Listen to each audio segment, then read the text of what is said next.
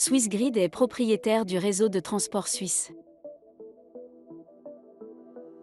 L'exécution de son ordre légal entraîne des coûts. Pour couvrir ces coûts, Swissgrid perçoit différents tarifs. La structure tarifaire est définie par la loi sur l'approvisionnement en électricité et par l'ordonnance sur l'approvisionnement en électricité. Les tarifs d'utilisation du réseau couvrent les coûts liés à l'activité principale de Swissgrid, l'exploitation, l'entretien et le renouvellement du réseau de transport. Le tarif des services systèmes généraux couvre en grande partie les coûts des réserves de réglage. Swissgrid utilise ces réserves de réglage pour garantir l'équilibre entre la production et la consommation et une fréquence de réseau de 50 Hz. Swissgrid acquiert ces réserves sur les marchés de la puissance de réglage auprès de fournisseurs de services systèmes tels que les centrales électriques.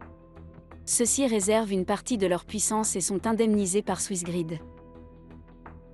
Un tarif pour les services systèmes individuels couvre les coûts des pertes actives. Les pertes actives sont dues au transport et à la transformation du courant.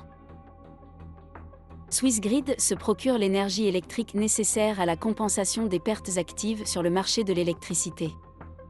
Un autre tarif pour les services systèmes individuels couvre les coûts de l'énergie réactive, nécessaire pour garantir une tension optimale sur le réseau.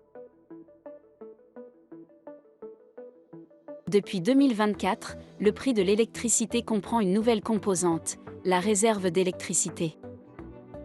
Avec cette dernière, la Confédération s'assure que la sécurité d'approvisionnement de la Suisse est garantie en hiver.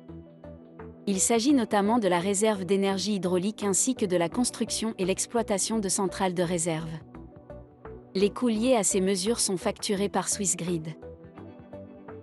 Swissgrid étant tenue de publier ses tarifs pour l'année suivante avant la fin du mois de mars, elle les calcule sur la base de prévisions, notamment concernant l'évolution des prix sur les marchés internationaux de l'électricité.